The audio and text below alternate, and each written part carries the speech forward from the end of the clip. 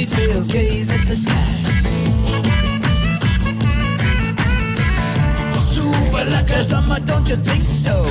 Super like a summer from the get-go. Don't forget about the resto. Jump, jump, jump until you let go. One time, two, to take your body back. One time, two, sail offshore. One time, two, to take your body back. One time, two, teach me at the encore. Sand in your tippy toes, running to the waterline. It's just a heat on your tummy and a oil for the shine. Super like a summer, don't you think so?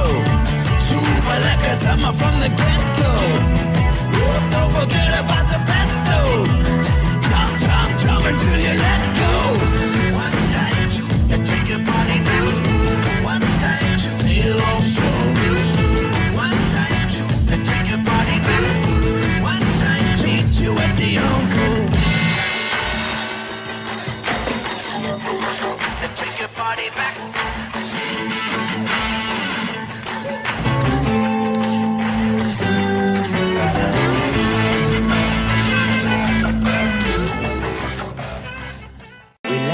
Down, coming out of PE town. Got a drink, find a shot. Never mind your liver, get to Gino's spot. Gino spot. Get to Gino's spot. Gino spot. Have a laugh, have a giggle, and exercise your middle. Have a Gino shot. Gino shot. Get to Gino's spot. Gino spot. Get to Gino's spot. Gino spot. Have a laugh, have a giggle, and exercise your middle. Get to Gino's spot. Gino spot. Ladies and gentlemen, welcome to Center Stage.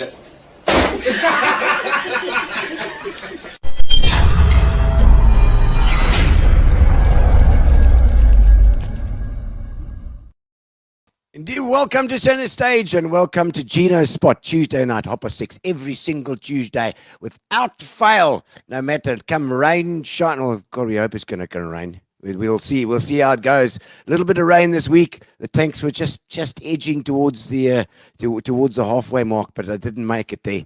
We'll see how it goes. And ladies and gentlemen, obviously tonight we have Margie Cullen on, so it's going to be great fun. We're going to talk about, oh my God, she's got a finger in all sorts of pies, not just the business school at NMU, but also some wine and various other things we're going to chat about. And Fires is on tonight with us as well, because it is indeed firing on all cylinders as well. Mike's got a couple of questions he can chirp in as well. And we're having a couple of beers and a couple of gin and tonics. What are you guys drinking at home? We hope you got something. Put your feet up and pour yourself a drink and just relax. Stick it up on YouTube. You can put it on YouTube as well, because obviously YouTube is the best place to watch our Gino spot. That is the best place. You can stick it on the TV and then you can still comment as well. Thank you to our sponsors. Of course, Spar are sponsoring our show, but also they are having the what used to be called the Spar Ladies Race is now called the Spar Women's Challenge, and that will be it's coming up soon. Make sure that you have registered for that as well. I see Roseanne Shadrack online punting that as well. So if you want to see those ads, where to register, just pop onto my Facebook page. And the information is there as well. Just scroll down a little bit. It's going to be very nice.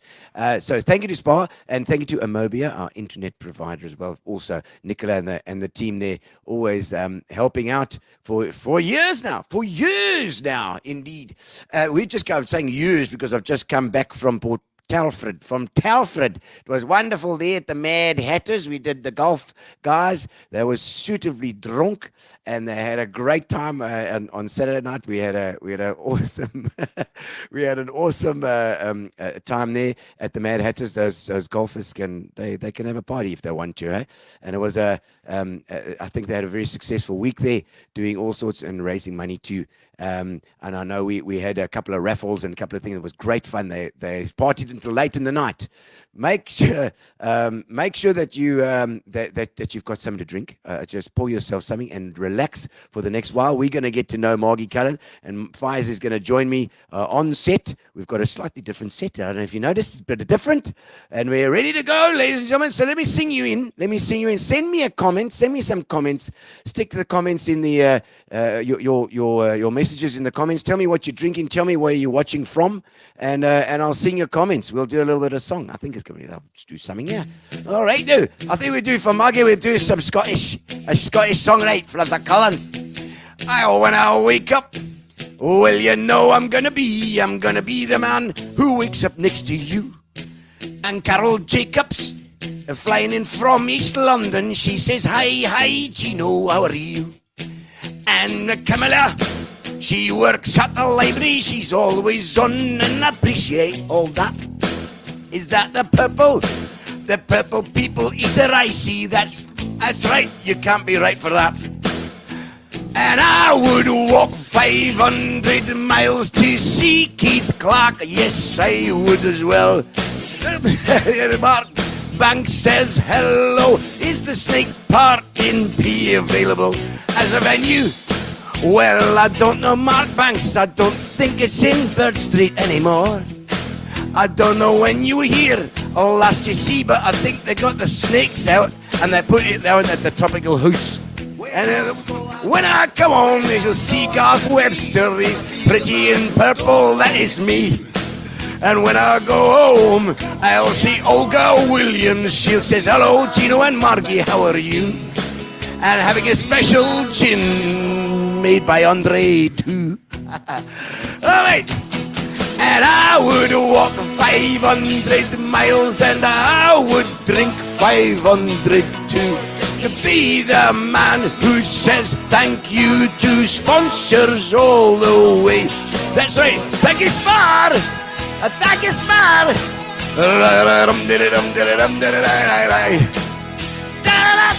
All right, that's good there. Indeed. We are singing some nice songs tonight. Ladies and gentlemen, welcome to Gino's Spot. We've always going to have a jewel here tonight. Like I said, get your drinks ready. We are going to have a good time tonight. I don't know where I'm drinking or I'm drinking, or am I drinking or talking? There we go. Ladies and gentlemen, it is indeed time. It's time for our guest to pop on to Gino's Spot tonight. And let's get the show on the road. Let's get the show on the road. Welcome to the show. Now it's your time to shine. We're gonna have a lekker chat tonight. Another good time. And there we have it. We're on live on Tuesday night. We have this on live every Tuesday. Margie Cullen, Professor Margaret Cullen. Come a long way. Yes. I have. And I know we've spoken about with Fabbri about having you on for quite a while now. I think the first time I met you was at a wine function. I think you were with Meridian, is that right? That's it, at the boardwalk, yeah. The boardwalk. The conference, yeah. Yes, I remember it was out near the lake. The lake that is no more. It's gone. At the boardwalk? Oh. Yeah, the boardwalk, near the way we used to Where have. the ducks were. I don't frequent the joint. So And they used to have the big fountain display and everything, you know. The highlights of PE has Oh gone. no, Yeah. it was the highlight. Yeah.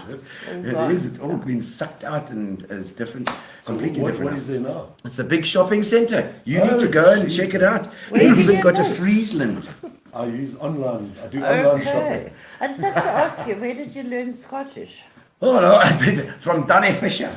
You know Danny?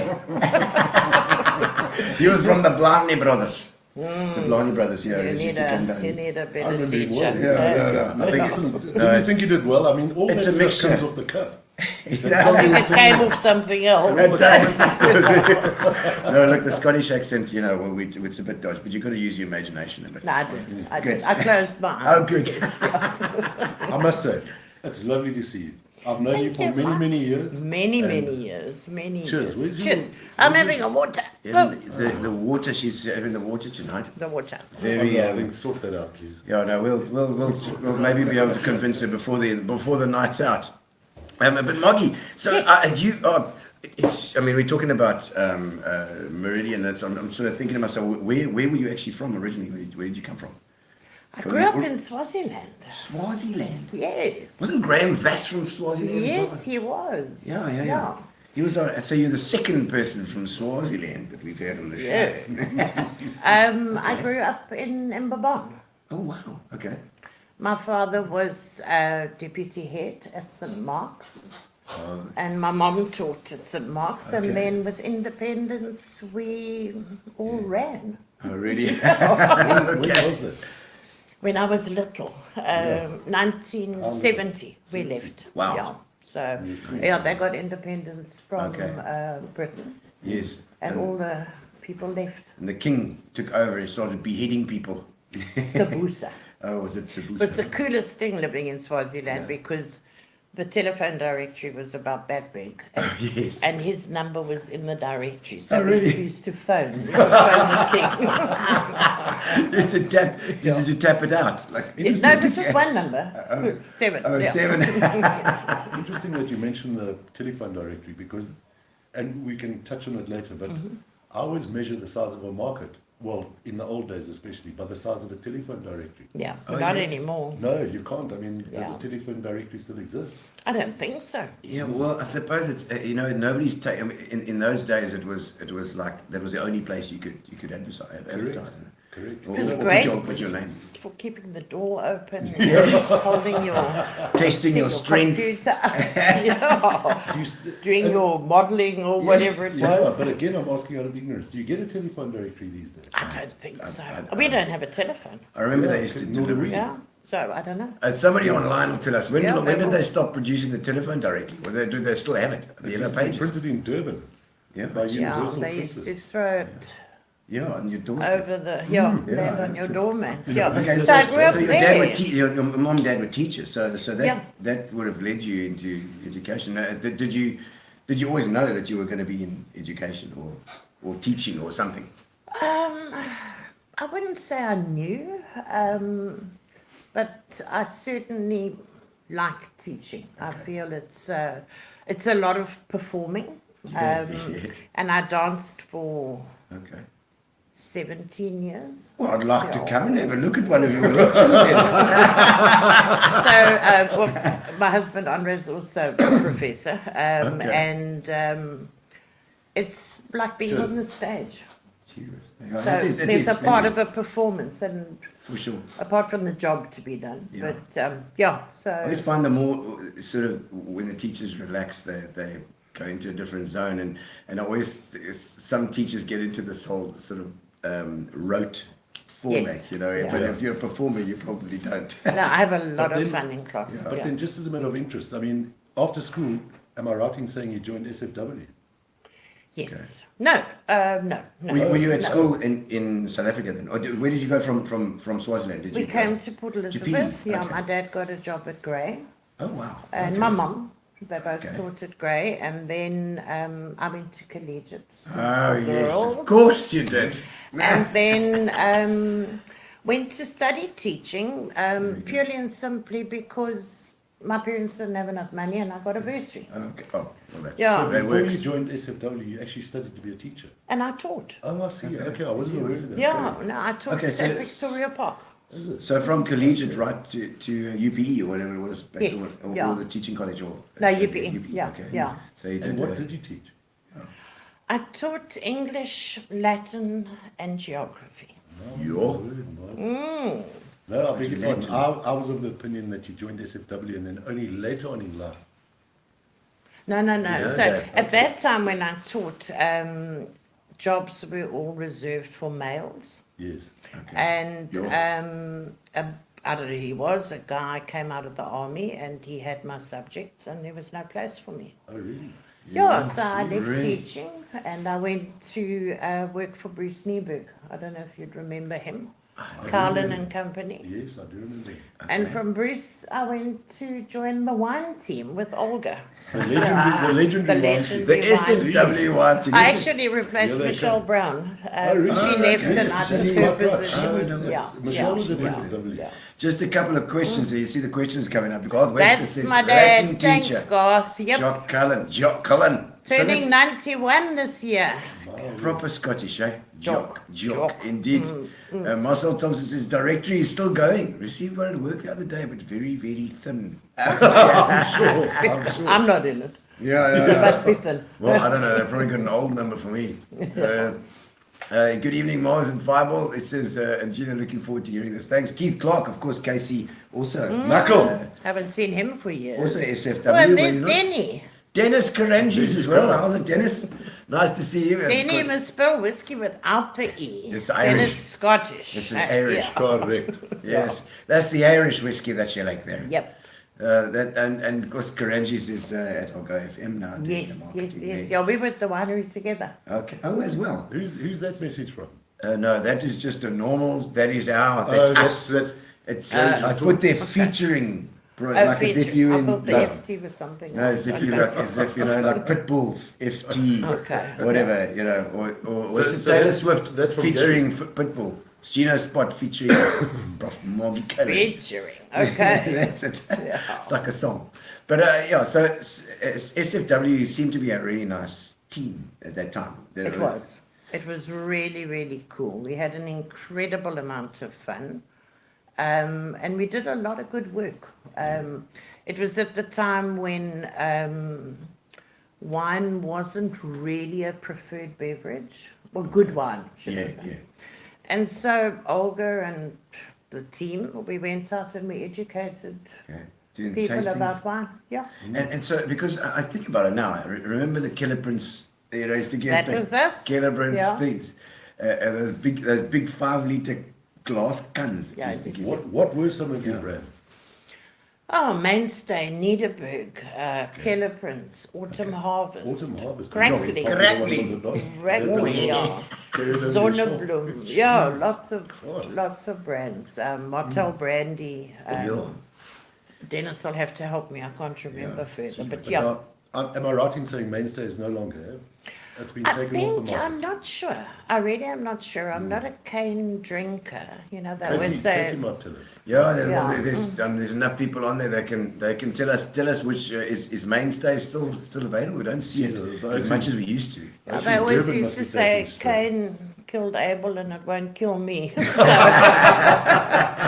But I remember the road students, they used to, they banned alcohol in the clubs at 12 o'clock. So no worry for the road students. They would buy jugs of Mainstay and cream soda. And then the clubs would just have these jugs of alcohol. There you go. It says Mainstay is more Murtu. to Thanks, Denny. Oh, there you go. sailed away. So that's SFW stories. I read recently that it was gone. I mean, imagine that's actually in Durban. I wonder what that is. About drinking vodka. He Easy says fun. the wine tasting at Rhodes University were legendary. What that's hectic. Part of the initiative was to get wine education into universities. So I started a wine club at UPE then, Okay. and I had a wine club at Rhodes. Oh, wow. And there was an intervarsity wine challenge. Oh, challenge. Yeah, and You made a competition now. yeah. And I think it was Niederberg. No, it was Zonneblum. Flew our teams down to Cape Town, and I had a phenomenal team from Rhodes. But I used to drive through probably twice a week and train them, like hard training on tasting. And we kicked Stellenbosch and Cape Town's ass, and we Really? won. Yeah. Yeah. So I remember them standing up singing Gaudi, oh, Musik too, on the table. So it was So amazing. is that essentially all about brand building, Yeah. the awareness program, Yeah. building your own brand? Building brand. Also, I think it's important with alcohol to have responsible education. I used to do wine tastings in the Tsitsikamma forest for the forestry workers. I should write a book. Yeah. Yeah, absolutely. Yeah, No, yeah. It's interesting. We're going to touch on Forest brand floor. building later. Yeah, yeah. That's that story. So, I mean, we were talking about that at that time where wine was just, nobody thought of like, oh, this is really good wine. The French knew about the wine. Yeah. You know, it was like, oh, yes, like whatever, right? Just bring Yeah. me, Yeah, just well, bring me as Margie said, the I plonk, mean, the plonk. wine wasn't really a big feature in. Especially not in the 40 years. Eastern Cape. Yes, Yeah. I'm sure. Not at all. Not So that education, that then pick that whole market up. Yeah, it did. We're not we weren't. I don't know the figures now, but top end wine drinking in the Eastern Cape is a very small percentage. Yeah. You know, if you look at the top brands, Even today. Still, I'm not sure. Yeah. I know it used to be 4% of total, Oh, really? but I'm talking Yeah. high price, very high price. But that figure is an old figure, And, so I and don't just as know. a matter of interest, what would 4% have equated to in rand value terms? Do you recall? I don't.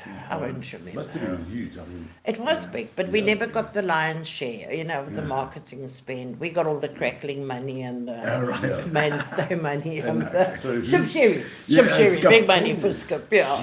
and so who were your who was your competition? We had the Bergkelder, we had, distillers, we had Boschendal, all those guys. Okay, so they Yeah. were. Do you think Big, that, big. that the base of better wine drinkers now? I mean, you go into a bottle store now and there's such a selection of stuff. You know, you can really Correct. You can get some nice stuff. And do you think that base must have increased and people like you and Olga and the guys that were actually educating that whole, you know, starting that little spark has created quite a market for that kind of wine now, I think. I think so. Yeah, there are definitely some very discerning wine drinkers in PE. Sure. Lots of wine clubs. Yes. Yeah. but, There's wine um, tastings now all over the place, though. Everywhere. Yeah. Yeah, Yeah. everywhere. I haven't worked in wine for years. I'm more Spirits. whiskey. Yeah. Yes, the whiskey, because I was whiskey going to guy. ask you about that because I've got a whiskey club, you know. And One of the 45 clubs he's got. I know we sometimes get a bunch together every so often and love the whiskey. So are you into your whiskeys? I am. I used to run. Well, let me just go back. Yes, I yes, left SFW Okay, yeah. when the merger happened between Stellenbosch Farmers and Distillers, and they became Distill. And I was in the very unfortunate position that they didn't want to retrench me, Okay. Good, which good, made me good, quite good. sad. Right. So I had a bit of a landmark CCMA case. I took them to CCMA and I fought for retrenchment. And I won. It's quite unique.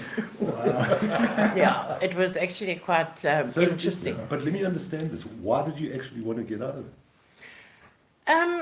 It wasn't the same. And I just saw retrenchment as an opportunity for, I didn't know what at that time. Yeah. And I just thought, well, What sort of era are you talking about now? probably 20 years ago, 23 years ago. 2000 around then. Yeah. And yeah, so you, I mean, obviously you would think to yourself, okay, you know, it's time for change and Yeah. and got to do something else. And but and that sort of slides into the other part of your life as well. But I want to get there yet because Okay. I want to spot the whiskey first. Yeah, but the whiskey comes later. The whiskey after. Andre had mentioned that, Okay. and I didn't actually know this. And Yeah. when you arrived, Andre was saying that you're actually a whiskey expert. Yeah, So I've heard about that. You Yeah. see, so how did you behind that? So when I left Stellenbosch Farmers Winery, I was unemployed. Yes.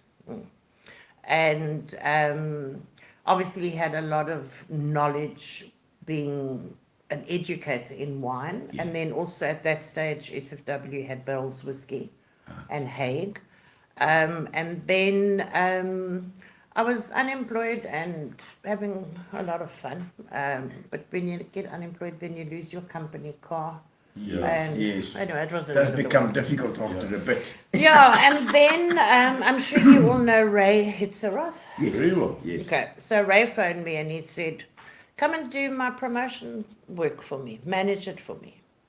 So off I went, and I still run and own experiential marketing Who business. was Ray with then at that time? He was with the Gilbeys, and then Gilbeys became Brand Gilbey's. House. Okay. That's right. And I was with Ray during the Brand House Brand time, House, and okay. now it's all Diageo.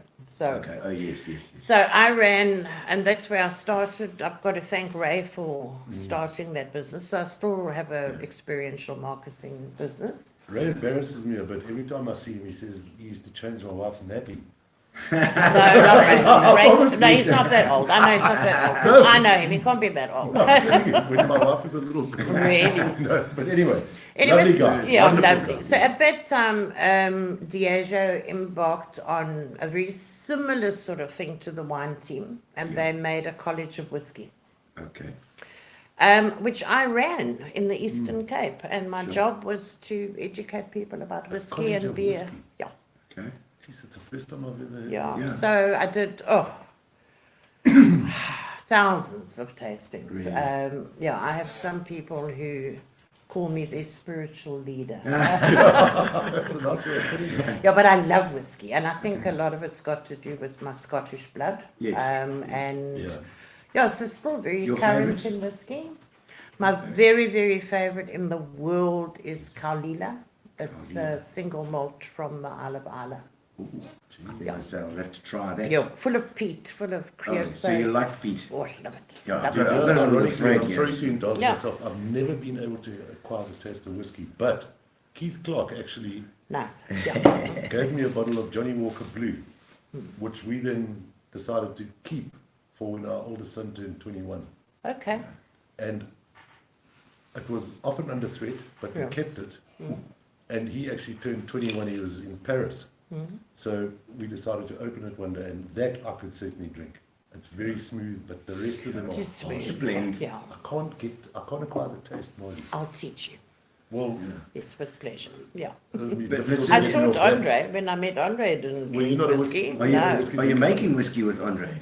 I'm about to start. Really? Yes, and I'm going to call it the Cullen. Oh, brilliant. Yeah, that'll be my At my the brand. same- At the Bridge Street. Oh, I want to come watch. Yeah, so while I was with the College of Whiskey, they sent me to Scotland a few times, and I had the most marvelous education and experience. And Sure. yeah, so I've kept up with, Beautiful with that. distilleries. Did you go?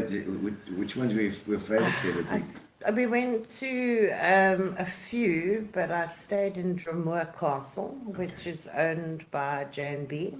Okay. And then visited a whole lot of distilleries in the Because in the they area. obviously J&B and they blend, so they take their whiskies from Yeah, from but a they whole took bunch me of to different. the Knock and Do's, the single malt for yes. J&B. We Yes. went to Cardew. But I had a real inside trip with the whiskey blenders and Sure. Okay, so Yeah. just to recap or summarize here, so you've won this quite unique retrenchment case. Yeah. Yeah. Very You went to the unique, CCMA yeah. to get retrenched. yeah. Yeah.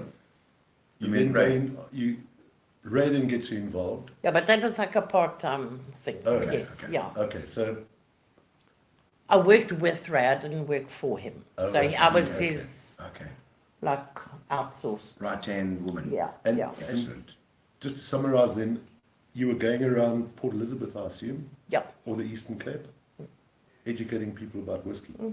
Okay. And did you do any courses about? At that stage, there weren't really any. I've written quite a few courses in whiskey. So I've done quite a bit of staff training for Prestons, for a whole lot of people. Maybe it's one thing I'll do soon, is put a formal whiskey qualification together. But at that time, when I was retrenched, I had to figure out what I wanted to do. So did you educate yourself Yeah. on the making of whiskey? Yeah, yeah. Okay. And then I decided that I should do a doctorate. Well, we're going to come to that. Okay. But So, had Margie, you already you'd already studied obviously after school then your teaching degree, so you had a B. What was I did it? a BA English and Geography. Okay. I did a Public Relations Diploma. Okay. I did a higher diploma in teaching. Then I did a lot of wine exams as well. Okay. Yes. Yes. And then I did 2 MBAs. And then, yeah, so there's a bit of competition in the house. you're the only person, since I've been involved, I had to actually ask Margie to write for the banner, the advertising banner for Gary. Margie wrote it. 'Cause I couldn't keep track with you. Yeah, there was a whole bunch, and it's. I mean, we've only been talking about the wine and the whiskey and stuff now, but we get into the education side, and I know that Philippa loves that side as well. My wife Yeah.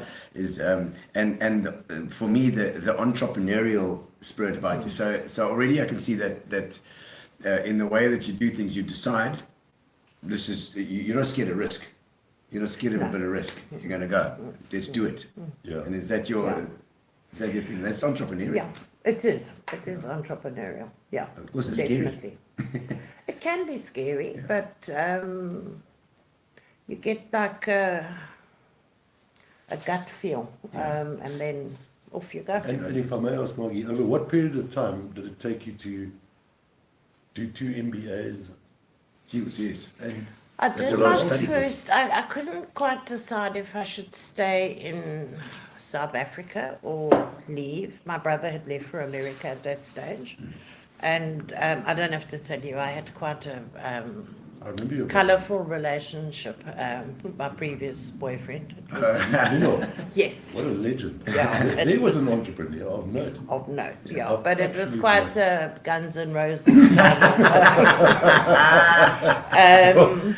You're welcome to go there. I'm not going to ask. No, I'm not- Listen, he was a legend. I no, mean, he was. He definitely was. He used to sponsor Yeah, us. If you got yeah. 3 wickets, you got 10 free videos. Yeah. And then I remember, in fact, we had come down, we were living in Durban, and we were on our way to watch a test match at St. George's, and driving down Warmer Boulevard, got a phone call from the estate agent, you must sign this document now. Did a U-turn, and he had a bloody pizza shop. Yeah. Do you remember that? He had Yeah, the video yeah. shop, another shop, and the pizza shop, Yeah. and he had a fax machine, Liquor. so we Yeah, signed it quickly. yeah. Okay. So my favourite comment from him, Andre was actually a customer at the video shop for many, many years. Oh, really? And Andre and Nino got on very well. And Nino and I parted company, and after many, many Had you years. parted company? That was, Oh, yeah. it was Oh, Nick's I- cafe. That is now Yes. belongs to Mike de Pern there. Yes. doing, Yeah. the tops. So now we parted company, and then after a few years, I started dating Andre. And Nino's comment, not to Andre, but to somebody that I know, was saying, you know, Andre's such a nice guy. What's he doing with that bitch? So, But I can see, you know, in your personality, you're a strong woman. You know, what I mean, I think that's also. Yeah. Is it hit and miss? Is either love or hate?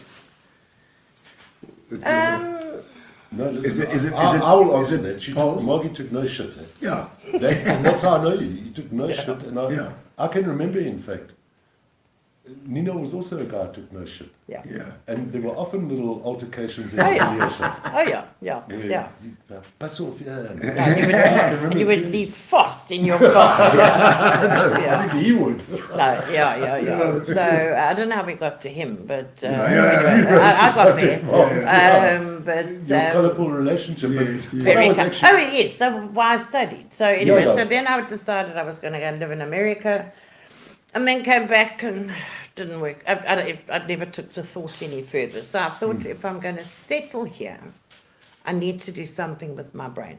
yeah.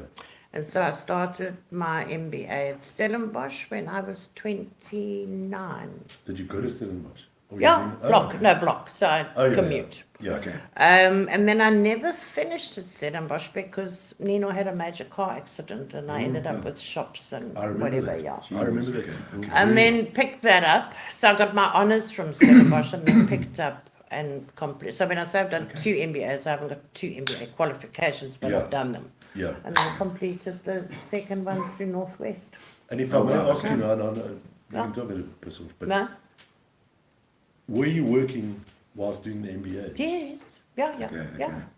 So how long was your day? Long. Yeah, that's I tough. can imagine. No, listen, this is a story. It's something I say to my students all the time. You've got to manage your time. So you've got to decide, you know, how are your studies going to interfere with your life? Correct, absolutely. So I had a plan. I was never a big sleeper. I am now. I think I'm catching up for all the time that I missed it. But I would get up at like 2, 3 in the morning, work 3 to 5, have a bath, shower, go to work, Go to and work. come back. Yo. That was my study time. And at that time, what were you actually work was with Ray? No, that time I was still with Stellenbosch Farmers. Oh, okay, Yeah, okay. yeah. So yeah. you'd have a full day's work, Yeah, Then come back and focus on Yeah. the MBA. yeah, and Nino shops. Yeah, Yes, correct. yeah, You were very active in the shop. yeah, yeah. And I remember, Shane, just whilst on the subject of Nino, we started in the corner there, next to Middleton's pharmacy. Yeah, we And then hijacked it a expanded. few meters from his mother. She wasn't quite sure what we were doing, and then we had a shop in her shop. So, yeah, those were No, years listen, ago. yeah. Yeah. We had left Port Elizabeth, and I remember coming down, and I needed to get a projector, and I went to see him, and I hadn't seen him for many years, and he really had an impressive shop there. Is that video shop still going? By the way? No. Yeah, It's part of the it's spa. all, and Mike Burn has taken that. That's First Avenue Quick Spa, Yeah. and he's now bought that entire. They've got that, or he's renting that entire section for his new tops, which is amazing. It's got. I it's haven't got been in, but huge yeah, fridges big. there. Yeah, yeah. I'm actually going to a wine tasting there tomorrow night. That's what I say. There's wine tastings all over the place. Everywhere. Cool. Yeah, they Yeah, have a lemon tree on every month, once a month, I think. Nice. Yeah. And Because interestingly enough, sorry, Gino, yeah. he had a guy that worked for him for many Jimmy. years. Jimmy, Still around? is it? Yeah. Didn't he inherit the video shop, or didn't No. anyone give it to him? No. No. The shop closed. When Nino okay. passed, they closed Oh, the I shop see, okay. down. Yeah. Okay. Yeah. No, but Jimmy's still here. Gee, Yeah. I haven't seen him. I think it probably became a spa after that because I think Nick's, I think it's Terry Bilson originally got that, yeah. Yeah, they were a And few. Tucker. Yeah. But, And Tucker. Yeah, the Tucker. Yeah, done, lovely yeah. guy. So then you've got these, I mean, you've been studying an MBA is obviously you were deciding you wanted to do something with this as well, practically. I like studying though. Yeah, you enjoy Really? it? Do you enjoy the varsity thing? Is it because it's goal? It's like a goal or something you want to I get think accomplishment? the thing that I like about studying is that it's got an end. Yeah, So it's finished, yeah, and then yeah. you can You do get the something else. certificate, Yeah. stick so it that- up. Yeah. There we go. Yeah. Yeah. And then I mean, how did you the NMU Business School come about then? Was that after? Well, when I won my retrenchment, I was messing around a bit and Okay. lying in the sun and Yes. doing some work with Ray. And then I sat down and I thought, well, what can I do? What do I want to do? And I gave a lot of thought and I decided I wanted to do a doctorate. And at that time, I applied for part-time lecturing at the then Technikon. Okay. And a very good friend of mine, Archie Charalumbus, Oh, yes. Geez. was What a lecturing legend too. there. Lovely guy. And yeah, so I got a part-time job and registered for my doctorate and then ended up getting a full-time appointment. And how long did your doctorate take you, Miles?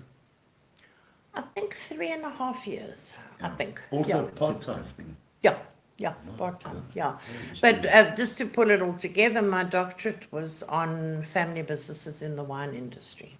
You? So to your point, my argument was if you look at the, the big wine families in the world, Yeah. their brands, which are their family names, I thought would apply to South Africa. Yeah. So, like the Rothschilds Yes. and And whatever. does it?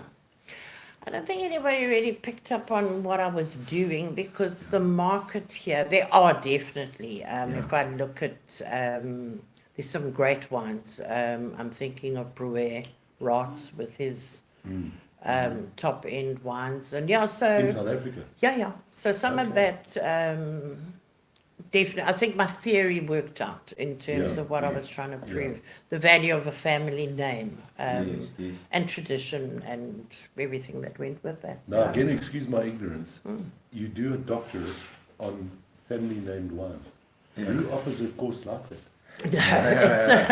it's a family business is part of entrepreneurship. Oh, I see. Okay. So yeah, so it was family businesses. Yeah. Okay. So Yeah. it was pretty much understand. because you have to look into entrepreneurial Yeah. stuff. Yeah. And I saw you did a TED talk on that entrepreneurial thing. Yeah. Yes, that was great. Yeah. And just that entrepreneurial person, he was saying that. It's a like what do you call it, you called it a hyper skill or something. I think it was it was like you have to be very a hyper skill. I don't know how to It's describe that anymore. It's a unique skill. Yeah. And I say this publicly all the time, not everybody can be an entrepreneur. Yeah. So do you think Why do you it's say built into your gene, like your genes? Is it I think you're either yes or no? a lot of it is timing. Yeah. You know, so where are you in your life? Where are you in your context? Yeah. And you mentioned risk, you know, Yeah. because personality definitely comes into it. So we have in this country a lot of what we call necessity entrepreneurs, Yeah. which yes. are just job replacers. But if you look Yeah. at the true definition, an entrepreneur is somebody who employs people, grows the economy, you know, like an Yeah. Elon Musk. Or Like a job Yeah. seeker and a job creator. Yeah, yeah. It's different. And then you're talking about the low level where it's just like a veggie Yeah. seller on the side of the road or something. It's like you start small there, but if you've got the vision, you can build that as well. You can, but there's a lot more to it. And I believe that most of those people who are selling vegetables, if you went to them and you said, would you like a job, they would say, yes, please. You know, rather do it. So Yeah, those I'd are the rather- necessities. Necessity entrepreneurs. Yeah, interestingly enough, you talk. I mean, Warren Rippon, who's a very wealthy man today. Yes. Prior to becoming wealthy, was selling potatoes apparently on the side of the road in Grandstown. And look at him today. Yeah, Yeah. yeah. You know, and maybe But there was a bigger selling the picture potatoes. behind it. You see, Sure. there was always a bigger picture. So those entrepreneurs, like you say, it's a question of I need to do something, and COVID surely had an effect on that sort of thing. It did. It's interesting how in some countries entrepreneurship increased in COVID, Yeah, yeah. and how in other countries it just obviously killed a lot of it off. So, Yeah, because those small businesses did suffer, but at the Yeah. same time, those guys that were running the small business, if one thing died, they would have to go for doing something things. else. The other thing that's really important, and one of my doctoral students has just done a study on the importance of the ecosystem. So it's not that we only need entrepreneurs, we need people in the ecosystem to support them. Yeah, Yeah. And if you look at Cape Town, the support of the Jewish community and the Muslim community is Yes. phenomenal. You know, That's so you true. know, networking, big sharing big business. communities, Yeah, and they yeah. support each other. I see Dean Allen was Yeah, asking there was that a, question in there. fact, a question He there was from saying, Dean Allen. in general, what makes it a successful family business? Well, I think that's your a brother big and sister- Yeah, it's question. quite a That's a broad big question. I think a shared vision is very important for a family business, and well, a shared vision and a common purpose, and the wanting to pass the business on. That whole Yeah. succession. Yeah. And then success is relative also. So, Yeah. you know, but that vision for me is important, and that. And That it's, purpose. because it's not often the case. I mean, we say family business, and you know, I wonder if it's more common than people having not having.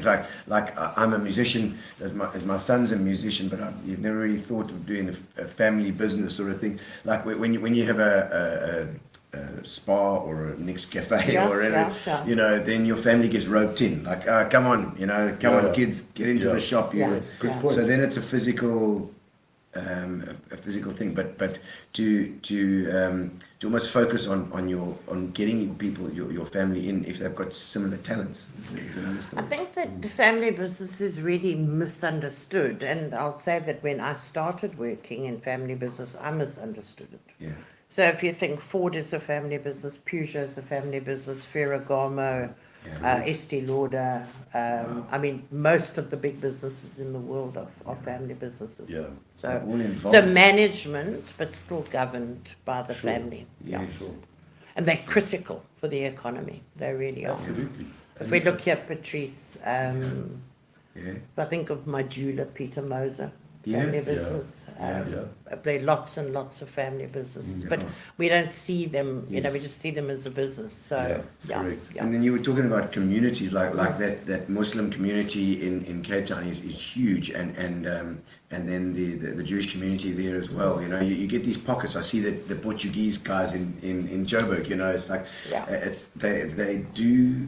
Does it affect the entire economy? those things? Is it better for the entire economy if these guys are looking after each other? Yeah. I think so. I mean, if we look at the Somalis and the Pakistanis, I mean, they're not family businesses, but they essentially are. They are. I mean, they look after each other. They Jeez, buy, culturally you they know, look after each yeah, other. they buy en masse. They They get A lot of together in lessons. buying groups Yeah, and they yeah, go and, yeah. and buy Yeah. buy stuff together so they get better prices and Yeah, therefore yeah. and then one Somali shop gets burned down And then they all help. they all help the Yeah, guy yeah, Yes. to yeah. get started again. I mean within a week it's restocked and Yeah, ready to go. yeah.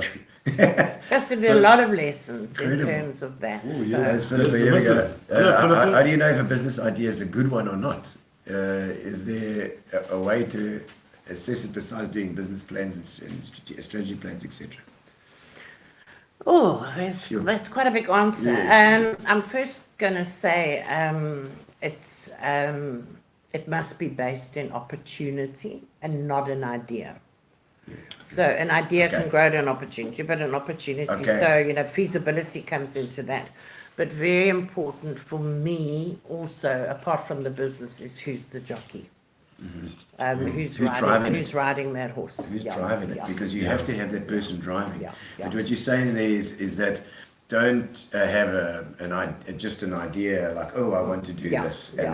and then try and do it with only that as your basis. I see too many businesses built on ideas. Yeah, something that you love. Oh, I love Yeah, that. like, you know, my mother can make lasagna. Let's Yeah. open a lasagna shop.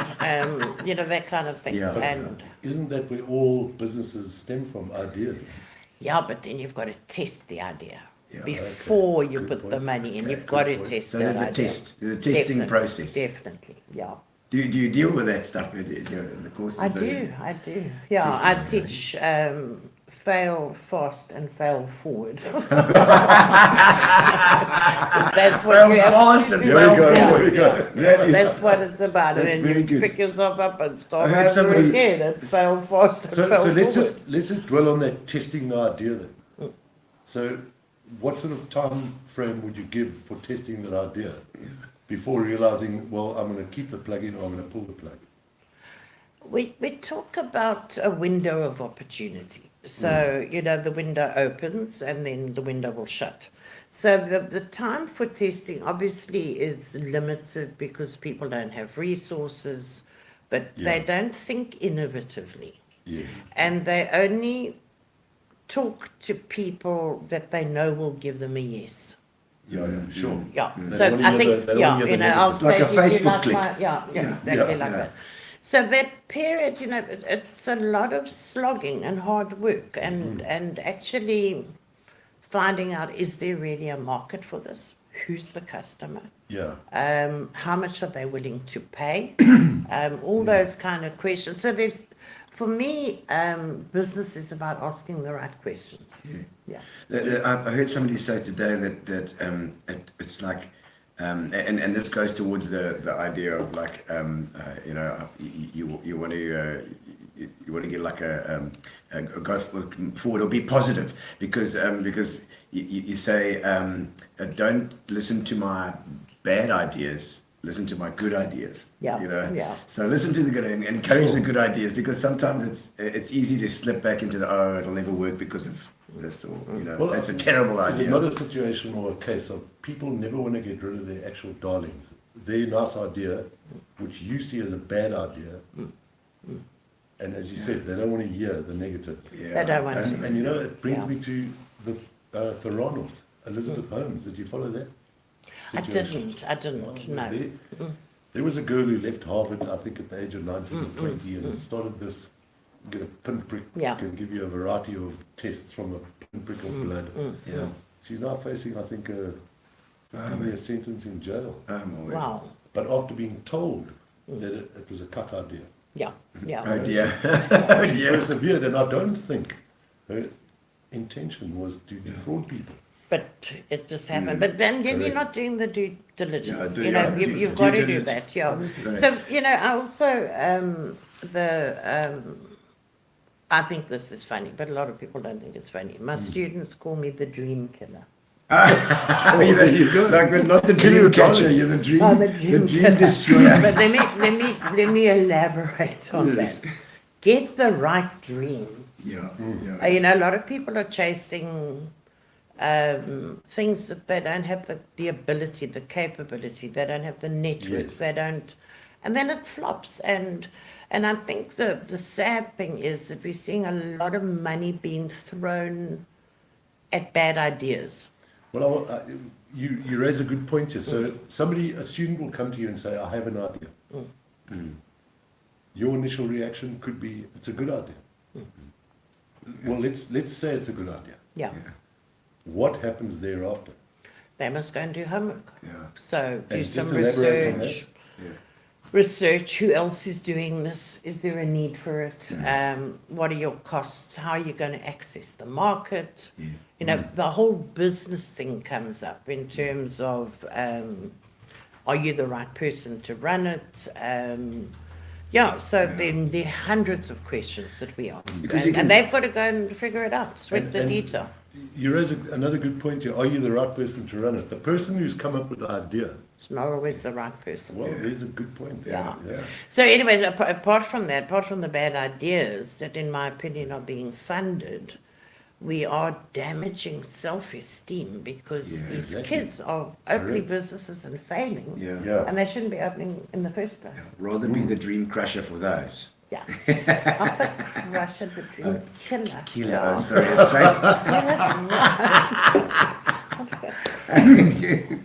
So we go back, we're tracking the timeline here. So you've got your doctorate now. Yes, Took you 3.5 years. So where are we now? 2018, 17, 16? 2007, Okay. You get your doctorate. I think. Yeah. Yeah. Jesus. Okay. And then was it into Technicon? So. But then I was employed. Then I got employed full time, and then I went through another merge. Yes. But this time I NMU, stuck it out. yeah. Yeah. The NMU. Yeah. Yeah. And then the NMU, and then the NMU. So Yeah. how did you get involved with NMMU then? Well, I started lecturing part time when I was doing nothing after my. Via Technicon, eh? It was Yeah, Technicon. yeah. And then Technicon and UPE and Vista merged, Okay. and I was then part of the business school. Yeah. And so Was that Bird Street campus? we started on 2nd Avenue, and then moved to Bird Street. Okay, because Yeah. I seem to remember the business school being at Yes, Bird yes, Street yes, as for a well, long time. for a Yeah, long yeah. time. Yeah. Okay. And then, and I know you've been very involved there, and it's particularly with the entrepreneurship. Gary puts on questions now and again. If you see your Okay. eyes going, you check it. Tell us about your We're getting there, experiences, Big G. your experiences and your role at the business school. I've been there for 18 years. Wow. It's been a good and bumpy. Yeah. Let me say that. Always is, I suppose, Yeah. with work. But what was nice in the beginning, we were a really small school. You know, there were like you get the big five, and there were the big boys out there, and we were these little guys in the Eastern Cape, and Okay. it was Professor Jonker, myself, Mrs. Van Wyk. There were a few of us. I mean, I lectured, I've handled all the marketing for the school, you just did Okay. everything. And we grew and we climbed and got international accreditation and did some really, really cool stuff. You just actually touched on something now that you spoke about, as well as the commoditizing of education. It struck a note with me because it's these schools that I see it. I don't know if I'm on the right track, but it's like the schools and the things that they put these courses into easy to sell products. Yeah. You know, Yeah. and then the school itself, some schools are, it makes me think, oh my God, some schools are actually owned by the stock exchange, which makes me think, what? Like those guys on the stock exchange, they don't know where their money's going and they don't care. They just want to make more of it. Yeah. Yeah. And so surely that puts pressure on the school then to it's not the right kind of pressure.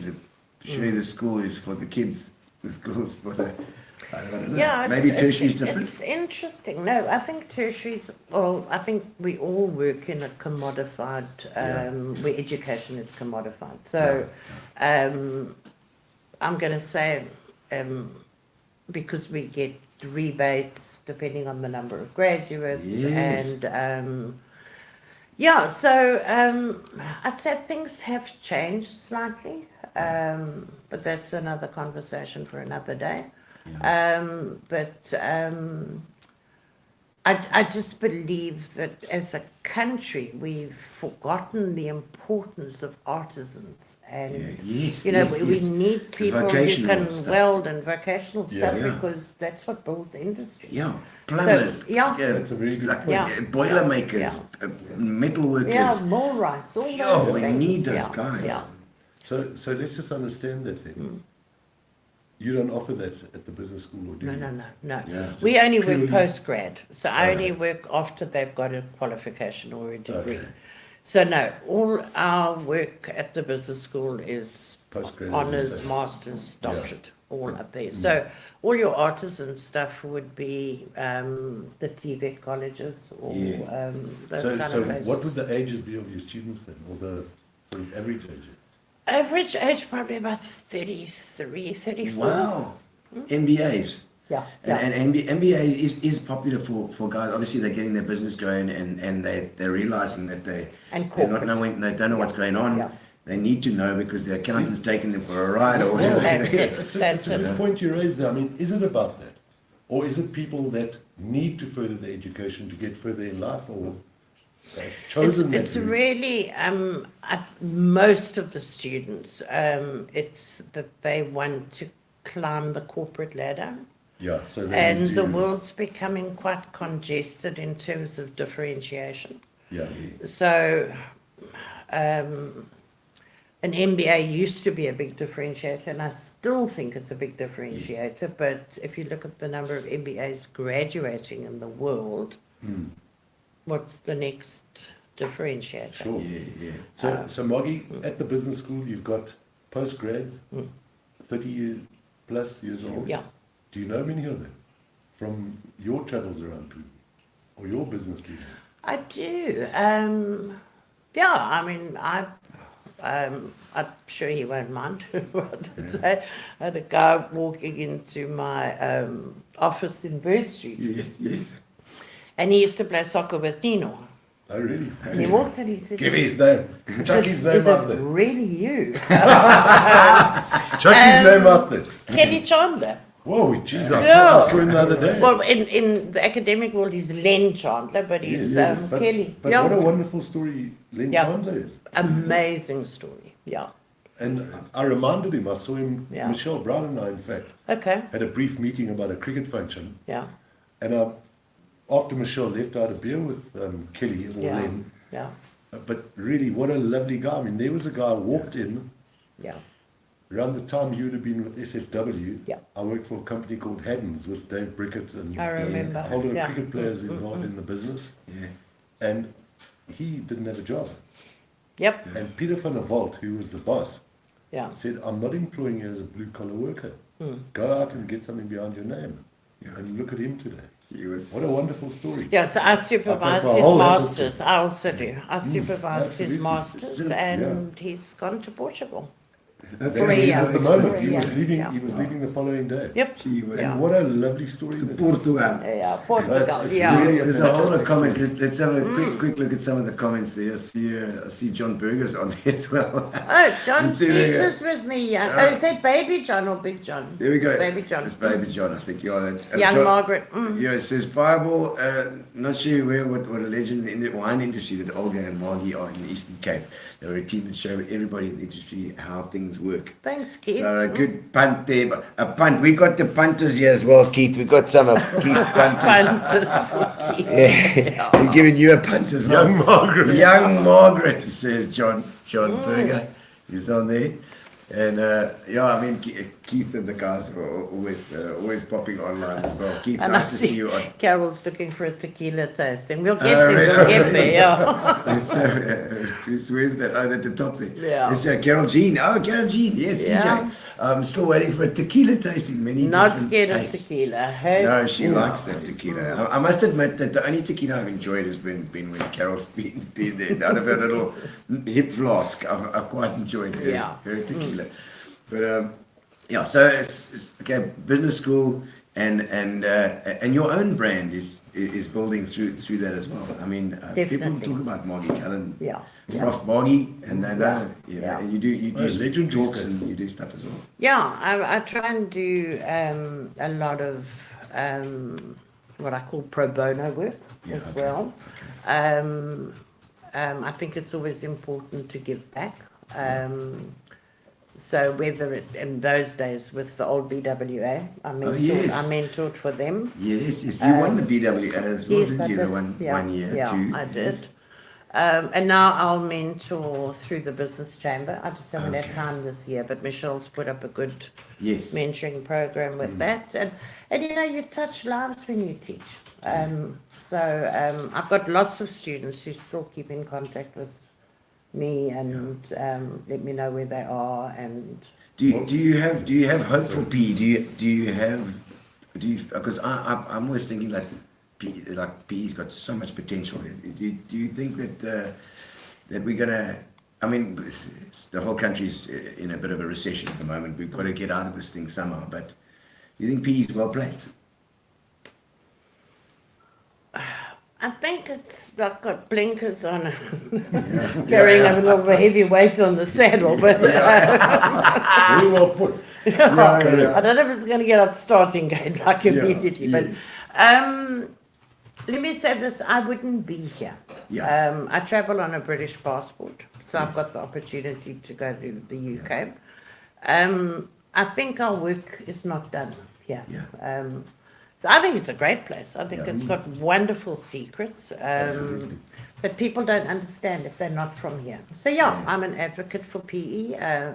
I just think, myself included, that we should all get up and do a lot more, like you guys are doing, to actually get out there and being vocal and Connect and people, I think. Try and I think so, and to community. create You spoke a about momentum. network earlier. Yeah. I mean, the networking is so important. So sorry, just Nice. a question I wanted to ask you based on what you said. So you've got all these post grads, and you've got. So when does your day start? When do you physically go there and lecture them? In other words, only in the evening. yeah, And on okay. Saturdays, On Saturdays. and Sundays sometimes, So the MBA is quite a high pressure time degree. You know, we work them hard. Yeah. But I divide my years. So my first trimester I teach like a lot. Yeah. That's why I could only my first Tuesday free. Yes. And then the rest of the year I will work on my research and I'll travel for research as well. So Travel as in South Africa? around the world. Oh, around the world.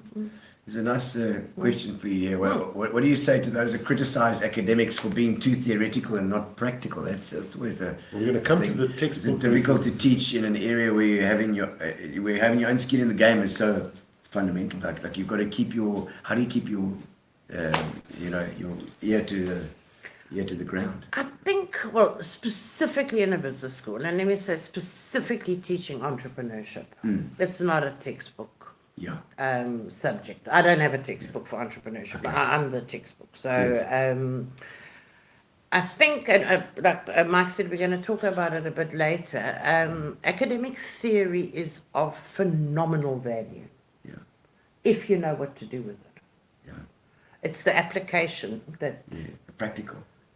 the practical that becomes very, very important. It's not indifferent to cricket. I mean, cricket is a sideways on game. The textbook of cricket will tell you Yeah, that if you're not sideways on, you're not going to make it. that's it. But the question I have for you, and we're going to touch on it, Yeah, you do. is what does the textbook actually say, for instance, in the event of a price war with your Okay. competitors when you're all selling a commodity? Okay. Do you get in? Do you roll up your sleeves and get into the scrum, or do you sit out, or do you avoid the price war? I think, Mike,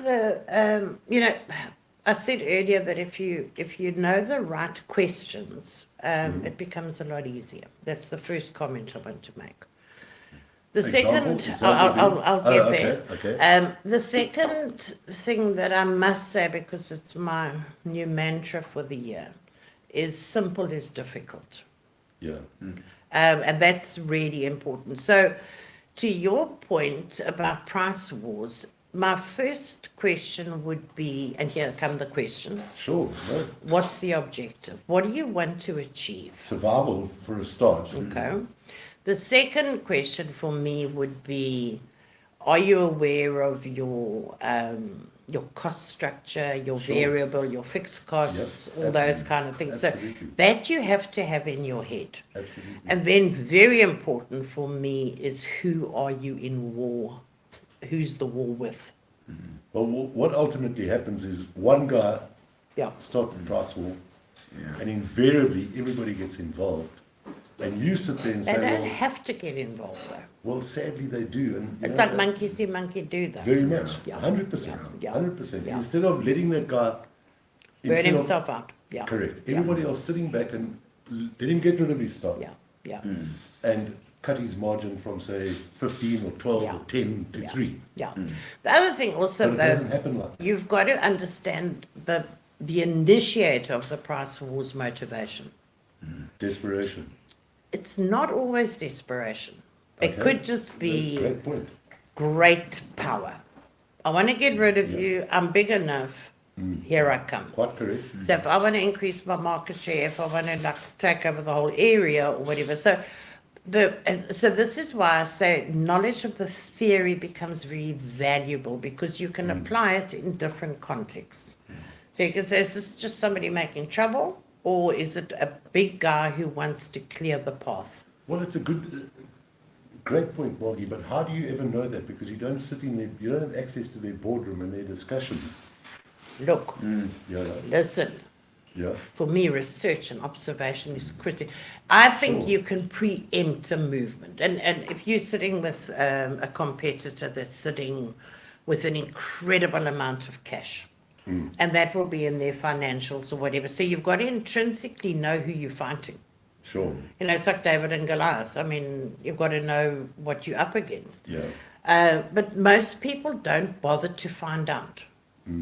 They don't go, why they're doing this, what resources do they have, Yeah. and then you pick your fight. You know, you don't go in and ask those kind of questions later. So if you're bigger than them, Yeah. it's like Putin and, you know, the Ukraine at Yeah, the moment. correct. So Putin would be the price war kind of guy. You know, I'm going to go in and Yeah. I don't And funny care. enough, he's seen his ass. Yeah. From what I Yeah, understand. Yeah, absolutely. So for me, the motivation, at the end of the day, nobody really wins a price war at all. I just think it's bad business. Thank I you do. for saying that, because that's, Yeah. Yeah. it's almost, you can almost sort of class it as, what's the term I'm looking for? Stupid. Well, yeah, in a sense, but I mean, it's reckless trading. It is, but apart from the damage to that, it's damage to the brand, the reputation, the whole brand persona, all the that market. gets damaged. And the Yeah. market, because And you it know, you've cut your becomes price now from, let's say, a unstable. 15% margin to Yeah. a 3% Yeah. margin Yeah. or 4% margin. Then a month or two later, you've got to go back and justify a 20% increase. And your consumer's going to say no. You'll get a big pushback. So I don't think it's good business practice. I really don't. There's so many more clever things that you can do in terms of price bundling, and there's so Correct. many different things Correct. that you can do. But you know what happens Yeah. in price bundling? They always pick the cherries out of the Yeah, yeah, basket. yeah. And you know the sad reality of this? It is so prevalent in South Africa today. Yeah. And not only in the industry I'm involved in. Every oak I speak to is under the same pressure. Yeah. Having to cut the margin, get rid of the stuff at whatever cost. And it just doesn't make sense. I get the pressure in the business. I get the cutting the margins or whatever, but you've also got to sit back and say, what am I offering? What would, and I'm a great No, it's a- believer in that's a working very good in point as well. From a customer centricity point of view. What are they prepared to pay for? How far can you push that margin? Yes. And nobody really looks at those kind of things. Not at all. Not at all. Least of all the customer. Yeah, I find people are incredibly operational and Nobody stands back and Survival does and- anything strategic. Yeah, correct. And, okay, so just to recap, and Yeah. I've actually asked a couple of people to watch the show tonight about this point. Okay, cool. The first thing they don't look at is, or gather, is the knowledge Yeah, of what's actually happening in that market, or in this particular market. the context, as I would say. 100%. Yeah, yeah. The second thing is, they have a better idea. Meanwhile, what's happening, your opposition are cleaning up, and your sales are dwindling. Because you haven't actually understood what's going on. It's like the business plan people. You know, Yeah. if you haven't done your homework, Yeah. Correct, absolutely. and I find that it's a fairly common syndrome that people like to have something wrong going on. Yeah. Yeah, Otherwise, that's a you know, great what do you point as talk well. about? You know, you go for lunch and say, Suffering. you think you're having a bad time. Well, you know about me. I find it really, Have to be suffering. Yeah. Sounds like artists. yeah, Correct. yeah. So just to recap on this, Yeah. the textbook will say market knowledge, Market knowledge. When a market, customer knowledge and competitor knowledge, very specifically. Then things like the macro environment. yeah, So things like politics, legal, you know, what kind of opportunities are going to come out of that? Technology, socio-cultural, environmental things can cause huge change in that context. Yeah. yeah, So for me, you've got to know the lie of the land.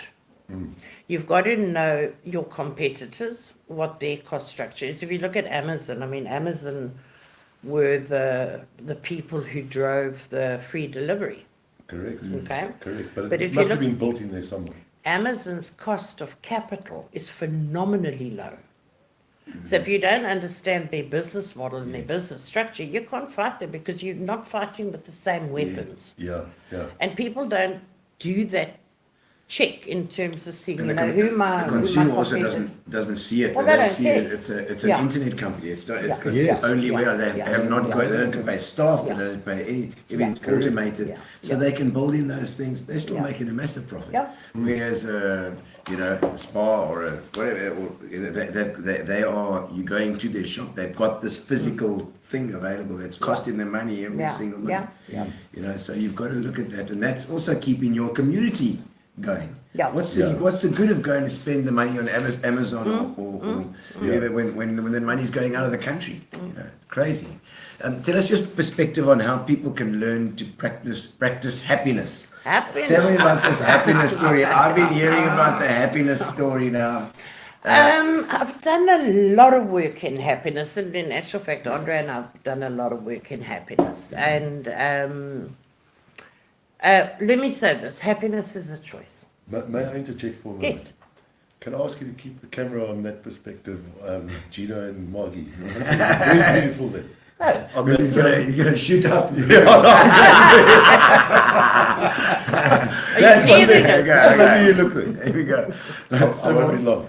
So, what tell me about this happiness story? This, Okay, is there it were a lot a of. choice? You say it's a choice. It is a choice. You know, you'll hear people saying, I'll be happy when my kids leave the home, or I'll be Yeah, happy yeah. when I'm thin, or I'll be happy when I'm whatever. Yes.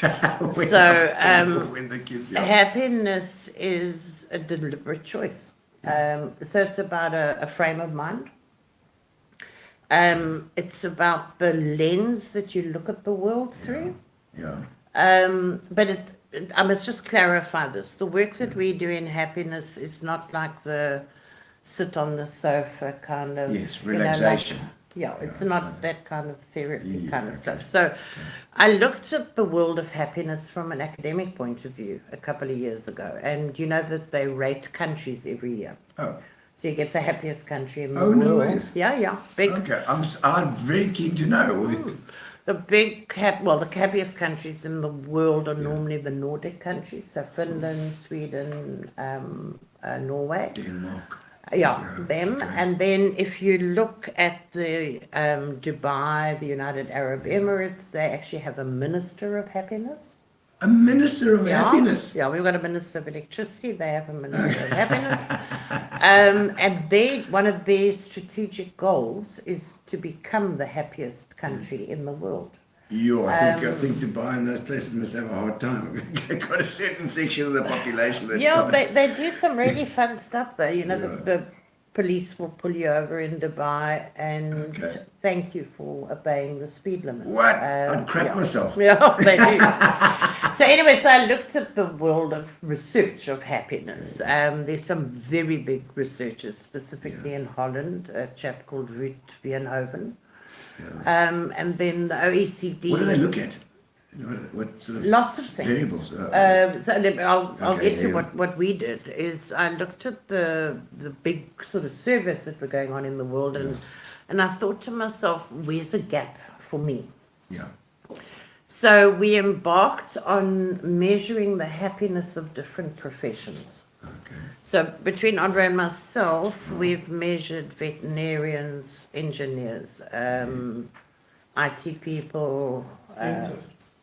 We haven't Dentists. gone there. Dentists. The Dentist is Gary highest- wants to know. Yeah. The highest suicide profession is the vets, the veterinarians. Yeah, yeah. word. And believe it or not, I believe, and this I can't prove, in the medical, the anesthesiologists. Wow. Because they've got the stuff. Where'd you find the time to do this Done. shit?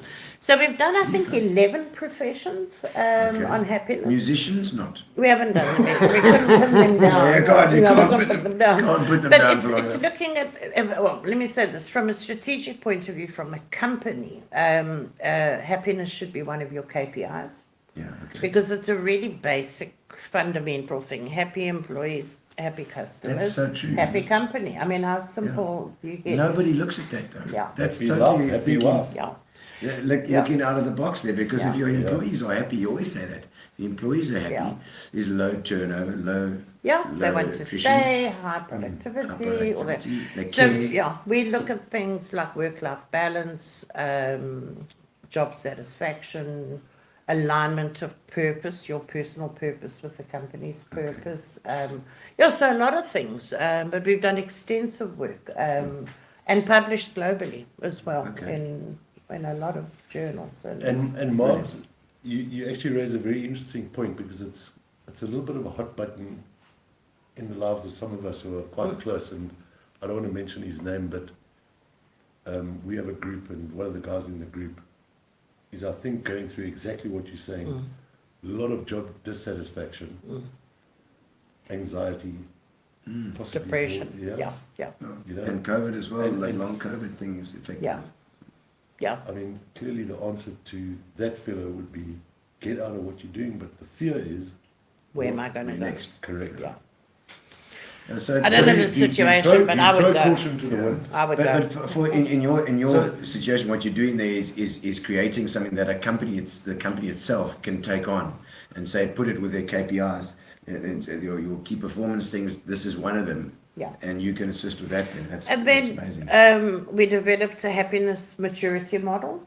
Okay, So we'll go into a company and we'll say, okay, you guys are on level 1.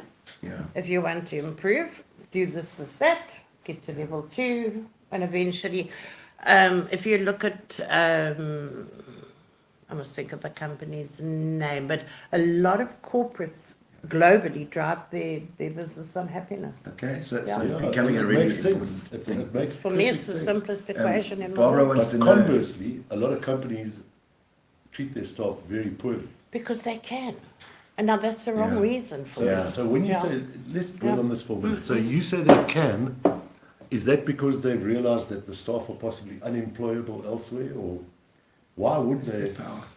I think a lot of it's got to do with power. A lot of it's got to do with the high unemployment. I mean, we're sitting at 57% Yeah, youth that's unemployment. So, shocking. and I think there's a lot of fear that people don't want to rock the boat because where am I going to get a job? Yeah. And if you've got a job's a very sad thing to have. Exactly. You must enjoy going to work, Yeah. and you know there must be that. You're calling it a job already. No, not job, huh? No, yeah, it's a great point, Margie. It's a very Yeah. valid point. So we go back to this guy in the group. Hmm. You would say he must throw caution to the wind. I would. I look, I don't know Yeah. circumstances, Yeah. but But in a nutshell, I mean, it's yeah, that's what I would do. And you know, Barbara's asking you about teachers. She says, Oh, we haven't got to them yet. well, you got yourself. How are you Yeah. enjoying things? I'm happy. You know, the thing about happiness though, is that, as I say, it's not like gummy, Yes. things and whatever. I think happiness is an inward journey in as much as it's an outward journey. So, with my, I wouldn't say checkered career, but where I've gone, I deliberately went back to academia because I believe that that was my purpose. Yeah. And that made me happy. Okay. Do you know, I must tell you, you remind me so much of Johnny Smallwood. I met Johnny. What a lovely guy. What a lovely guy. Yeah, yeah. You sound like him as well. I see him. Do you see a lot of him? Oh, with his computer at the harbour or in a Yeah. coffee shop or, No, but very what a- good academic. What a lovely guy to sit and talk Yeah, to. very, very good academic. Yeah, In I've a fact, lot of I time for think he's John. trying to get a after academia job as the food Well, critic in we're PE. all walking out soon, eh? We're at that age. So, Yeah, finishing up now. And Margie, Yeah. just before he brings up the notes there, Yeah. Good. Gino and I, well, I think Sean loves Gino a darn sight more than he loves me. yeah. You see, we're wearing our Oh, the instinct. instinct. Instinct. Yes, instincts, you were good. The relaunch of an iconic brand. Yeah. There's another The one. relaunch of an iconic brand. That's exciting. Yeah. Do you remember the brand? I do. Mm. Now, what I wanted to ask you is, what again are your thoughts about the relaunching or the launching of a brand? And I'll tell you why I ask you this. And I may be wrong, but I think they want to follow the surf shop route. Okay, so my first question is, who's your customer? It's a good question. I spoke to Dane Clark this afternoon, Casey's son, affectionately known as Butter. But, Yeah. you know, he made a couple of really valid points. I mean, number one, he must have been this big, but he remembers Instinct from the 80s. I remember it, and I'm not a Yeah. surfer. Yeah. And it's a great product, a great brand. I mean, the quality is superb. Good. Yeah. And more importantly, he was saying or suggesting that influencers in various centres need to be seen in the kit. But then again, I don't really know what the target market is. Well, if you don't know that, don't Well, start. Well, we really the Yeah. purveyors. Yeah. But you need to find that out. I'm sure they. No, have. but Yeah, you they need to can. find out because you then need to carve everything. Okay, Yeah. so just give us the rundown then on if you were launching a brand or relaunching a brand, what would you do from an academic or textbook point of view? Okay, the first That's thing my I would do question, is I would determine exactly who my target market is. Because my target market defines every piece of communication, every touch point, everything that I have. That's the first thing I would do. Once I know that, then I would put my plan together. And the plan has to work like clockwork. Yeah. So you go to media, you must be in store, you must be everywhere, orchestrated perfectly. And so you get the message out at the right time. The product must be in the right shop for the customer that you identified. And so it's really an Yeah. orchestration. Yeah, if I may just interject Yeah. here. When last were you in a surf shop? Not that long ago. We were in Jeffreys Bay. Yeah. Well, I'll tell you what, and I'm committed to helping Sean make this a success in this area, because this is the zone I live in, and I'm sure he is as well. Yeah. Yeah. Sure. My experience of walking into a surf shop, the labels are lost there. Totally lost. Everything's just like piled up.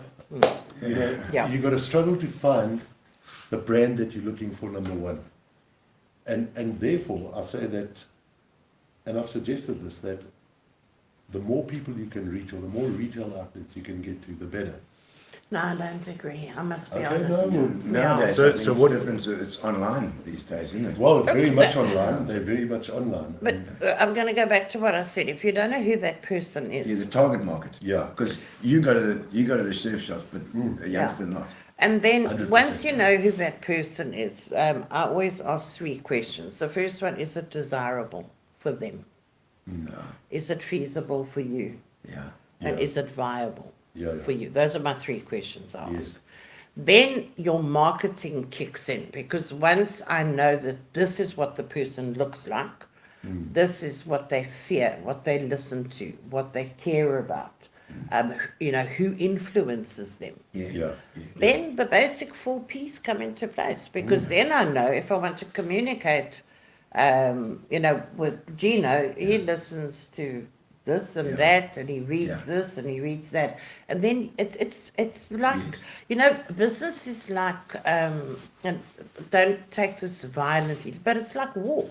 Yeah, very much. So Well, here I geez, am, I'm in a war Chaka at the Zulu, moment. and I'm Yeah. going to take out the British. Yeah. Chaka Zulu, I'm the smaller man, but you know what? I'm going to Peter. strategically position my resources. Yes. And that takes Okay. time and placement. And, so I don't want to see Yeah. your brand Yeah. popping up in the wrong place, because you Yeah. build this image of your brand. Yeah. So for me, it's tactical, but it's strategic as well. Mm. And knowing that customer is absolutely, absolutely critical. Yeah. Well, I'll you help say you. I'll be very grateful in order to help Sean and Yeah, Simon de yeah, Robbenbach. yeah. The fantastic youngster. He's with OG Clothing who make the kit. Okay. They very Yeah. kindly Yeah. donated yes. some kit to Nice. Gino, Gary and Yeah. I. And we gave Annie a But I mean, t-shirt. there's this whole like you were just talking about this war where you strategically place your things. So you use this, you use that, you put it in the surf shops, you put it in the newspaper, you put it on social media, Yeah, but you yeah. use Facebook, Instagram, and then the influencers, like you're talking about there, the commoditizing of things. Yeah. Those influencers are now commoditized. They're like okay, those are the guys you got to give it to, and they influence, and people look at it on social media like, oh, I've got to follow that guy because he's an influencer. But make sure it's the right influence. Yeah. Because some of them are just Yeah, of course, too yeah. broad. And then it's about being clever. And when I say clever, cleverly strategically. Yeah. So it's like, I find it very exciting. You put your stuff in place. Yeah. You're always in the right place at the right time. Yeah. This is a very sort of tactile, people Yes. want to touch it. Sure. The right people Yeah. seeing it. And and it just needs to fall into place. But you need to Yeah. make that strategy. I don't know if you've seen And this. Margie, sorry, no, I beg your pardon, carry Yeah, on. no, that this pop was it reminded me of this Prime Juice story that's come out. It's like I don't know. Jesus. It's all over the internet at the moment. Like you cannot switch on a Facebook, Instagram thing, and you get this Prime rum, and it's I believe retailers have got it in the shops, and they're taking selfies with it. But it's the kids.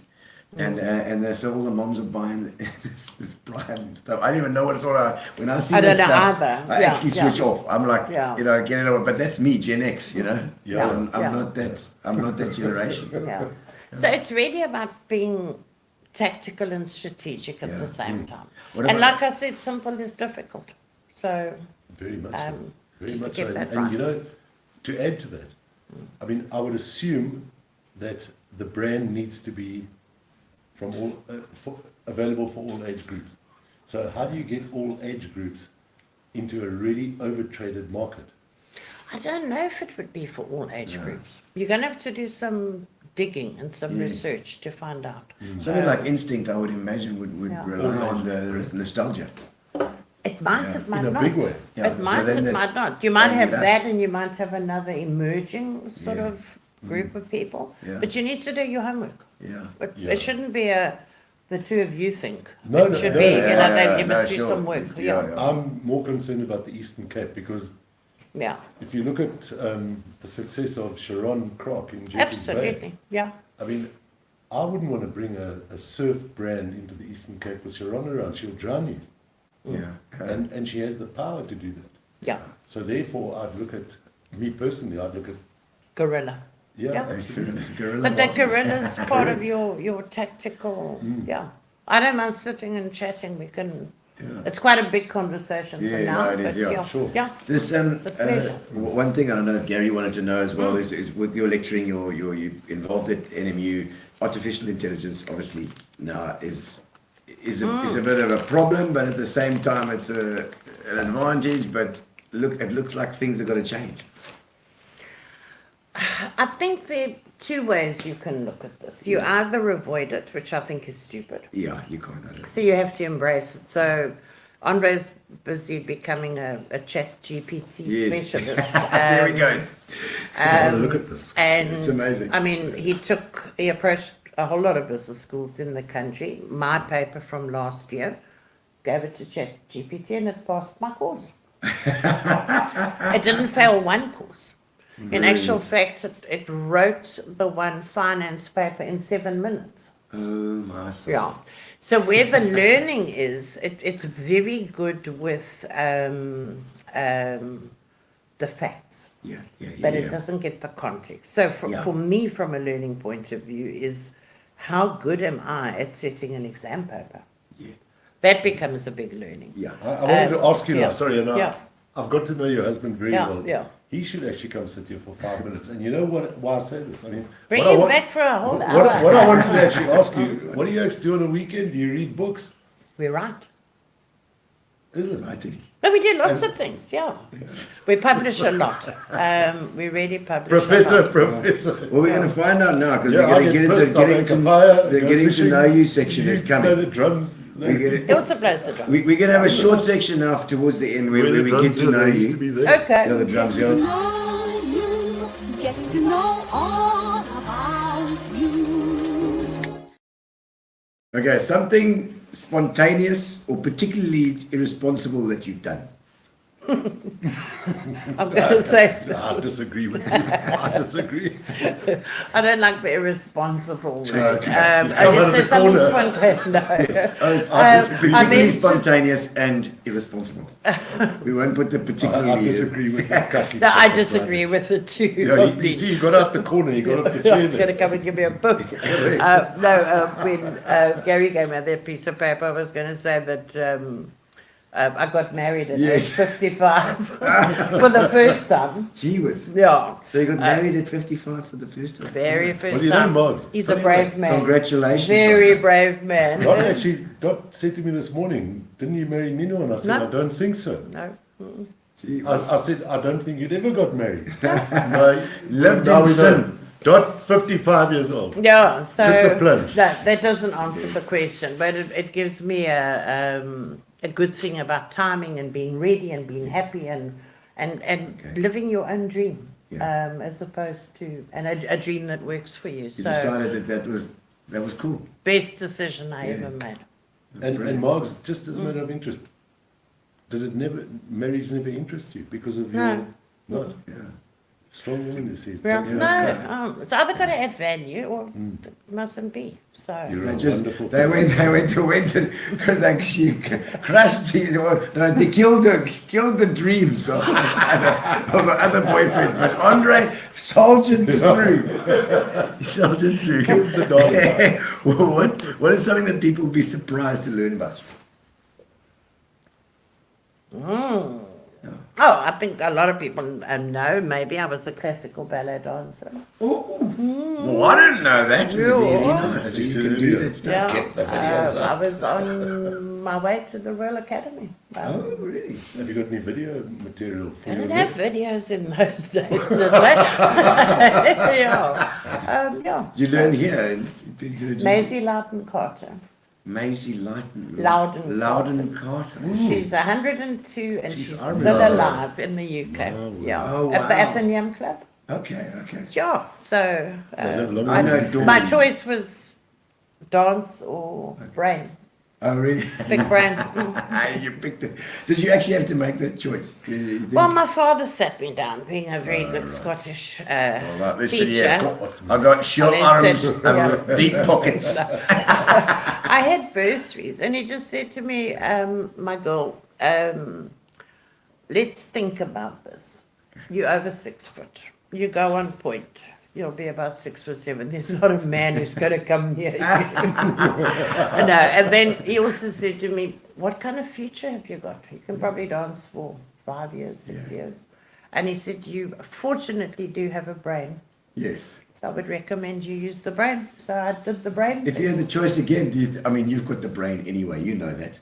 So you would have got started later. That's all. I don't After know. the I'm dance. not unhappy with the. I would have liked to have gone and done jazz in the US. As in playing an instrument. No, jazz dance, dance. Oh, yeah. jazz dancing. Yeah, Jazz yeah, dancing. yeah. Because I'm the cuckest part. Yeah. You got two left feet. Twice is over 6 foot. He done ballet. And you got a big Look how he killed your dream. Okay, the most physically painful thing you've ever experienced. My doctorate. Physically. No, physically. That was physically also. I can't actually think of anything. Nothing. That's right. You can pass on it if you can't. I pass. I can't think of anything. The most nervous that you've ever been. The most nervous I've ever been, I'm going to give you two stories. One was dancing for a very, very big ballet competition. That was very big nerves. And then I recently did a TED talk. And Yes, I saw that TED talk. You were very good. Scary. They gave me a red carpet and they said, don't move off the carpet. You will only be 18 minutes and no longer. No slides. Clear, go. That was nerve-wracking. I'm sure. Very Even for you, Margie. Yeah. Because I don't see You know, when you get that trickle of sweat like running down the back, that was nerve-wracking. And did you crack it? I think so. Yes, Yeah. no, she did. Yeah. I saw that. I saw the Yeah. TED talk. Yeah. You didn't show nerves at all. That was Yeah. that was great. It was, but very nerve-wracking. Yeah. It was the entrepreneurial TED Yeah. talk. I thought it was fantastic. Yeah. Thank They need to you. choose you. And the hardest that you've ever worked? Every day. Yeah, you just go. I like work. I like work. Hard work, we meet deadlines all the time. So I wouldn't say it's hard work. It's just work. No, not hard work. And your career highlight? My professorship, definitely. No, it's got to be the top rung, you know. Yeah, It's like yeah. getting, you should get badges for it on Yeah. the side here. Yeah, I live with a man who has 2 doctorates. He's a distinguished professor, so you know the pressure's There we go. on. So, and also for Yeah, my hard work. professorship, my mum and dad turning 91 and mom turning 90 this year, flew out from California for my grad and for my Were your folks in America? in LA. Yeah, Gee whiz. yeah. LA. So they flew out for my inaugural lecture, and Wow. when I entered the professoriate. Oh, the professoriate. Look at you. Well done, man. Yeah. Oh, fantastic. No, your Happiness. happiness. Yes, you did it on happiness. Yeah, my whole talk was about. It's in the university archives. So Oh, cool. yeah, Well, I think that's a They can brilliant be plan. very proud of you. Because it makes Thank it you, Mike. gives the companies the chance to see how their staff are doing and what they're doing wrong. It makes Yeah. complete sense. Yeah. Absolutely. Yeah. And Andre's doctorate, so what's his speciality? he's a computer scientist. Okay. But Yeah. he's making gin every day. Every Yeah. time. Gin as well, right? He's doing gin now. Yes. He's got a new Gin chili maker. gin. And got a he's new making. chili gin. Tell us about his gin. His chili gin. It's hot. Is- Very hot. Very hot. and they're putting. I Tell don't me do that chili. they're putting it Especially into the Don green Pedro's chili. now. Yeah, Don Pedro chili gin with chocolate and a bit of caramel sounds vodka. I had to just to get you to say it Really because it sounds so good. Really nice. Yeah. Fantastic. Yeah. And you're going to be making whiskey soon. I can't wait. I am, but it's going to take about 4 years before we get it out the barrel. So, You're gonna I make it think at the same you're spot. going to. yeah. But I'm going to mature it at home. Okay. I've got a cave at home. Okay. Andre very kindly gave Tim Shaw and I Oh, a bit of a a walk around the. nice. I think you were making some fruity gin that day. I think. Lovely. With rose Maybe and sugar. strawberries or Yeah. whatever it was, but Okay, your biggest irrational fear. I'm scared of heights. Oh, there's quite a few people on the show being scared of heights. I get terrible vertigo. Okay. So, you know, there's escalators at Heathrow. Oh, I stand like this with my Oh, feet, really? and then I go, okay, go. Yeah. So, yeah, I would Okay. say heights. Yeah. if you had a warning label, what would yours say? Fun. Fun. Is that a warning? Watch out for Margie, baby. Yeah. My students used to call me Fanta Oh. because the fun finds me. Oh, excellent! I like that. I like. Well, I can see that in you. Yeah, You're full of energy. I like that. It's Yeah. got that thing. Is it? So fun is a warning label. The other one is do things properly. Yeah. Yeah. Otherwise, Okay. Oh, really? Because otherwise you're going to get cucked. Ja. Jy gaan 'n bietjie teëspoed kry. Yes. Ja. Okay, final question. Your plans for the future. And I know that you're going to make whiskey, but I'm retiring in 2.5 years, okay. and I'm going to start my new career. Which is what? Definitely whiskey and Other gin. whiskey, yeah. And then, yeah, I've got a few things sort of planned. Do you ever get cross? Oh, really? No, I don't No, think so. I don't know. You're always I the don't- same. No, I don't really. No, Well, it's if a you waste have of energy. Exactly. That's Thank a you. waste of energy. No, Yeah, what's so it? my new career, yeah, I'm going to do some cool stuff. Yeah, definitely. and still a bit of tastings and stuff as well. or Yeah, I just- think alcohol is part of my DNA. Definitely whiskey. It's definitely in my blood. It's got his blood. Yeah, so yeah, I'm looking forward to a new New challenge. something. Absolutely. Chapter. New Yeah, challenge. new Going chapter. forward. Yeah. Well, Prof. Margie Cullen, it's been fantastic to have you on board tonight. Thank you, It's been Gino. wonderful. We're going to give away a Very long case of time. Fitch and Leeds to one of our guests tonight. Somebody who's online now is going to win Fitch and Leeds. We're going to draw you. We're going to pull the lever, and we're going to do it. Thank you to our sponsors, Spa, and to Amobia for our internet as well as Keith Clark for our punters. Thank you so much. Let's see who's going to win. We've got quite a few people online here. Who's going to win it? Who's going to win it? Is it Jan Boateng? Oh! It's Olga! Your man! Olga Williams. We'll be sent a case of Fitch and Leeds for your popping on tonight and saying how's it. Thank you so much. She's got gin. She's got gin to mix. Brilliant. Yeah, She's got gin to mix got that. You'll get a pack. Lovely of to see you. Leeds. Thank you so much for joining us. Thank you, Fires. And just Thank for what it's worth, I asked you on December the 19th. It's now May the 2nd. How fast is this year going? Yeah, it's crazy. It's crazy. Scary, scary. Yeah, scary, yeah. It's going. Thank you so much. It's my first free Tuesday. Can you believe Oh, that? magical. We're so glad we got you. Thank you, Margie. Thanks, Gina. Thanks Gary. everyone for popping online. We'll see you Bye-bye, next week, everyone. Tuesday. Relax, sit down. Coming out of PE town. Got a drink, find a shot. Never mind your liver, get to Gino's spot. Gino Spot! Get to Gino's spot. Gino Spot! Have a laugh, have a giggle, and exercise your middle. Have a Gino shot. Gino Shot! Get to Gino's spot. Gino Spot! Get to Gino's spot. Gino Spot! Have a laugh, have a giggle, and exercise your middle. Get to Gino's spot.